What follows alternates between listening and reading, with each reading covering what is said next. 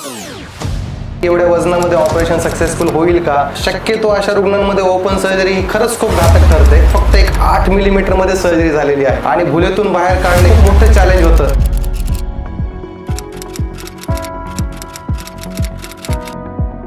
कसं वाटतं आता?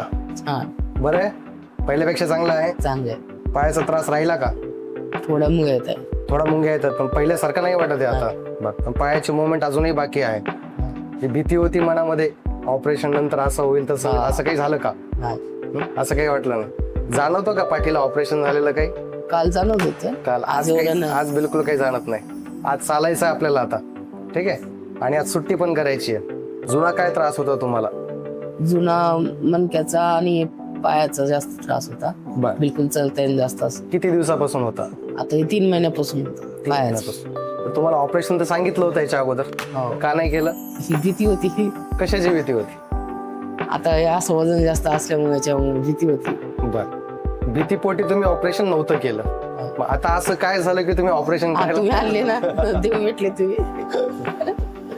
एवढी भीती असताना मग आता असं काय घडलं की तुम्ही म्हटलं की नाही आता ऑपरेशन करूयात आपण? तुमच्यासारखं भेटले ना देव सांगायले ना. असं वाटतं का आता की हे थोडंसं अगोदर झालं असतं तर बरं झालं असतं? हो, आता वाटत. थोडा पश्चाताप असेल. ही खूप कॉमन गोष्ट आहे. रुग्ण ऑपरेशनच्या भीतीने सर्जरी टाळतात. पण ही एक अशीच केस आहे. यांना 1.5 वर्षापूर्वीच ऑपरेशन सांगितलं होतं. पण जस्ट एक ऑपरेशन नंतर काय होईल आणि वजन बघितलं तर मला वाटतं 165 किलोपेक्षा जास्त आहे. तर अशा सिच्युएशनमध्ये यांना ही भीती होती की एवढ्या वजनामध्ये ऑपरेशन सक्सेसफुल होईल का? किंवा शक्यतो अशा रुग्णांमध्ये ओपन सर्जरी ही खरंच खूप घातक ठरते. रुग्णासाठीही ती घातक ठरते आणि तसं बघायला गेलं तर सर्जनसाठी पण ही खूप क्रिटिकल केस असते एवढ्या वजन असलेल्या पेशंटमध्ये शस्त्रक्रिया करणे. पण आपण यांची एंडोस्कोपी केलेली आहे जी फक्त एक 8 मिलीमीटरमध्ये सर्जरी झालेली आहे. त्याच्यामुळे या पेशंटला एक जस्ट 8 मिलीमीटरचा कट करून आपण पूर्ण शस्त्रक्रिया म्हणजे 2 मणक्यात केलेली आहे. 3ऱ्या, 4थ्या आणि 4थ्या, 5व्या मणक्यामध्ये. याचा फायदा असा झालेला आहे की कुठलंही कॉम्प्लिकेशन या सर्जरीमुळे होत नाही. हा, नक्कीच या पेशंटसाठी भूल देणे आणि भुलेतून बाहेर काढणे हे भूल तज्ञांसाठी खूप मोठं चॅलेंज होतं. पण आमच्या टीम एफर्ट्समुळे ते पण खूप सक्सेसफुल झालं. त्याला कुठलंही कॉम्प्लिकेशन्स भूल देताना किंवा भुलेतून बाहेर येताना झालं नाहीये. आता आपण चालायला लागणार. आज आपण सुट्टी करणार. मला अपेक्षा आहे की तुमच्या पायाची ताकद येईल. माझी अपेक्षा आहे. एक पॉझिटिव्ह गोष्ट आपल्याकडे ही आहे की तुमचं वय खूप कमी आहे. 36 वर्षामध्ये आम्ही जे बघितलेलं आहे की जरी पायाची ताकद कमी झाली असेल तरी ती हळूहळू येते. तर अपेक्षा अशी ठेवू की पुढच्या 6 महिन्यात तुम्ही चालत येताल छान. तुम्ही प्रार्थना करा, मी प्रार्थना करतो. ओके.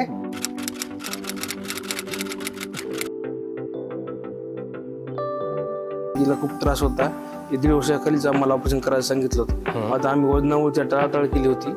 आता नंतर मला तुमचा पत्ता कळाल्यानंतर मी तुमच्याकडे आलो. तुम्ही सगळ्या गोष्टी समजून सांगितल्या की बाबा ऑपरेशननं काही होत नाही. सगळ्या गोष्टी एंडोस्कोपी जर केली आपण चांगल्याच प्रकारे रिझल्ट देऊ शकतो आणि पेशंट परत जाऊ शकतो. ज्यावेळेस आम्ही आलतो 3 महिन्यापासून आम्हाला फुटेचा पाय लंगडत यावा लागत होता. सर म्हणले की तुम्ही जर लवकर नाही केलं तर तुमची एक गोष्टी कमी होऊ शकतात. बरोबर. त्याच्यामुळे तुम्ही ताबडतोब निर्णय घ्या आणि डिसिजन घेऊन ऑपरेशनचा निर्णय घ्या. आम्ही लगेच निर्णय घेतला. सरनं सांगितलं, सरनं आम्हाला तारीख दिली. आम्ही 8 दिवसाच्या आत म्हणजे ऑपरेशन करायला इथं संभाजीनगरला आलो. आता बरं वाटतं? आता छान वाटतं. काल अक्षरशः अशी एवढी आमची घबराट होती की आम्ही असं घाबरत होतो. हातपाय लकलक कापत होते. सरनं आम्हाला दिली जरा की ठीक आहे काही होत नाही, तुम्ही टेन्शन घेऊ नका, आम्ही आहे, आमची टीम आहे, तुम्हाला एकदम व्यवस्थित आम्ही छान करून देऊ. आणि तशा प्रकारे आज रिझल्ट बी आला. कालपासून व्यवस्थित वाटतं तिला. आज चला लागणार आहे. आता बघू. ही भीती फक्त यांची म्हणजे शस्त्रक्रियेची ऑपरेशन विषयी आम्हाला भीती नव्हती. भीती फक्त होती यांच्या वजनामुळे ज्या गोष्टी जे कॉम्प्लिकेशन्स घडू शकतात हे त्यांच्या वजनामुळे झालं असतं. बाकीच्या गोष्टींची आम्हाला भीती नव्हती. ऑपरेशन्समध्ये आमची टीम पूर्ण रेडी असते. सर्जरी आम्ही एक्सपिरियन्स्ड आहोत, त्याचा विषय नव्हता. फक्त विषय असा होता की ह्या वजनामुळे त्यांना काही कॉम्प्लिकेशन होऊ नये. आणि खरंच बोलतो आमची टीम जी होती टीमने खूप एफर्ट्स घेतले, प्रचंड एफर्ट्स घेतले. कुठलंही कॉम्प्लिकेशन 1 सेकंदासाठी पण कुणाला जाणवलं नाही किंवा आलं पण नाही. आम्ही आतापर्यंत टाळलं ते वजनामुळे टाळलं होतं. त्याच्यामुळे भीती वाटत होती. ओपन सर्जरी या पेशंटमध्ये खरंच खूप घातक ठरली असते. आणि एवढ्या वजनामध्ये टाके देणे तो एक मुद्दा आहे. ते टाके भरलेही पाहिजे. टाके न भरणे किंवा टाक्यात पू होणे हे अशा रुग्णांमध्ये खूप जास्त आढळलं जातं. त्याच्यामुळे याच्यासाठी ऑप्शन खरंच हे होतं की एंडोस्कोपी करायला पाहिजे. म्हणजे खरं बघायला गेलं तर एंडोस्कोपी अशा पेशंटसाठी एक वरदान आहे.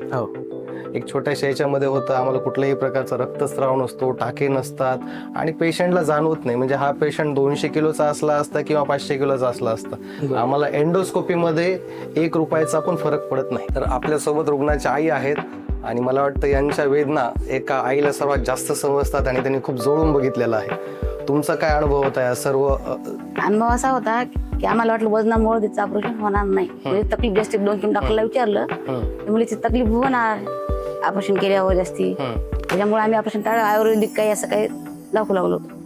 दादू सराकडे दाखवलं औरंगाबादला, ते पण म्हणले ऑपरेशन करावं लागतं याचं. मग अशी ट्रीटमेंट चालू केलेली आहे. मग तुमच्या इथं आल्यावर मुलाला पत्ता भेटला की दही भाते पहा तुम्ही. मग तिथं गेला, सगळं विचारपूस केली. त्यानं ताबडतोब निर्णय घेतला की आपण दही भात्याकडे जायचंच आज.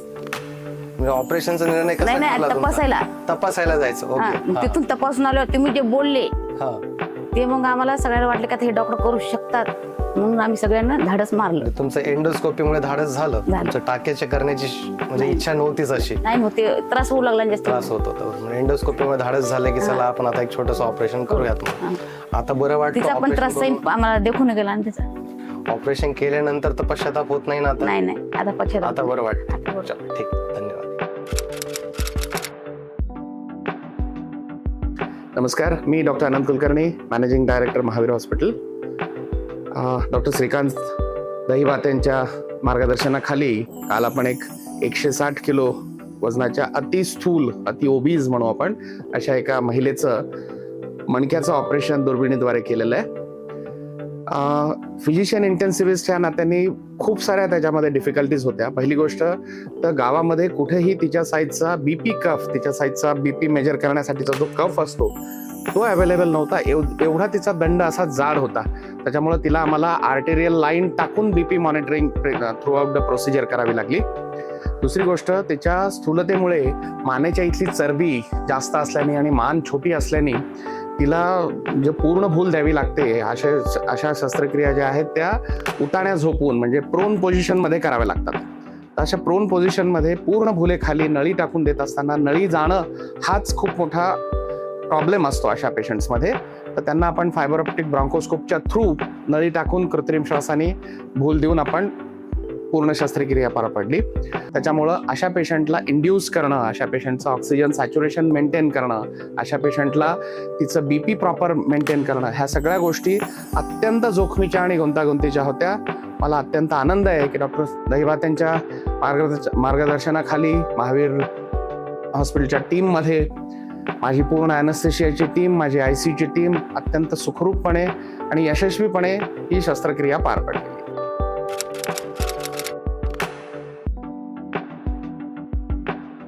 या पेशंटमध्ये तुम्हाला as a anaesthesia point of view काय चॅलेंजेस होते आणि तुम्ही ते कसे टॅकल केले?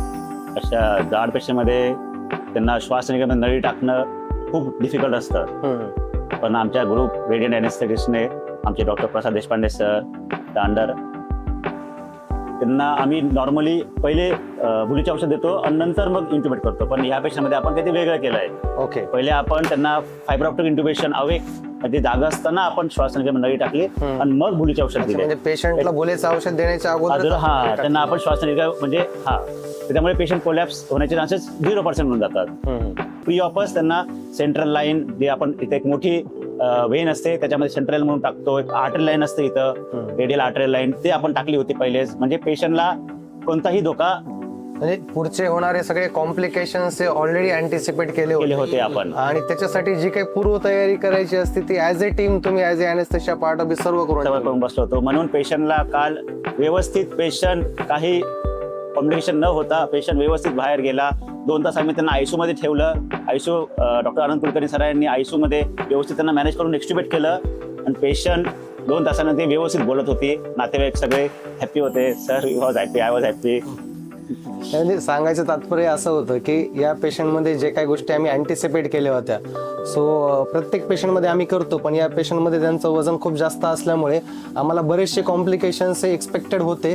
बट ऑब्व्हियसली जेव्हा एखादी गोष्ट एक्सपेक्टेड असते तर त्याची पूर्वतयारी एक टीम म्हणून आम्ही करत असतो. आमच्यासोबत ॲज अ सर्जन मी होतो, ॲज अ ॲनेस्थेटिस्ट सर होते आणि एकटे नसून यांची 4 जणांची टीम काल होती.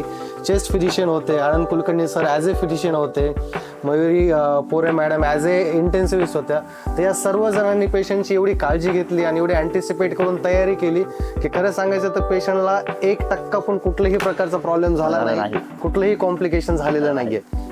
ॲज अ सर्जन म्हणून काय चॅलेंजिंग होते या केसमध्ये, सर्जरी झाल्यानंतरही अशा पेशंटचे कॉम्प्लिकेशन्स थांबत नाहीत जर आपण ओपन सर्जरी केली तर. वुंड डेहिसन्स म्हणजे घाव सुटणे, घावमध्ये पू होणे किंवा टाके ओले होणे, ह्या गोष्टी चालत राहतात आणि अशा पेशंटमध्ये 2री, 3री, 4थी सर्जरी लागण्याची शक्यताही खूप वाढते जर तुम्ही ओपन पद्धतीने केलं. तर आपण यामध्ये जी पद्धत वापरली आहे ती आहे एंडोस्कोपिक स्पाइन सर्जरी. आणि खरं बघायला गेलं तर एंडोस्कोपिक स्पाइन सर्जरी ह्या अशा रुग्णांसाठी एक नक्कीच वरदान आहे. कारण पेशंटचं वजन 200 किलो असो, 300 किलो असो किंवा 500 किलो असो, आमचा कट हा 8 मिलीमीटरचाच असतो आणि या पेशंटमध्ये आम्ही फक्त 8 मिलीमीटरचा कट देऊन 2 मणक्यांची सर्जरी केलेली आहे. 2 मणक्यांच्या सर्जरीसाठी 2 टाके, दॅट्स इट. ज्याच्या पलीकडे काहीच लागलेलं नाही. म्हणजे मी सांगू इच्छितो आज पोस्ट डे 1 आहे, पेशंट उठून बसली आहे, शी चालू happy आहे, पेशंट नाश्ता करते, नातेवाईकांशी बोलते.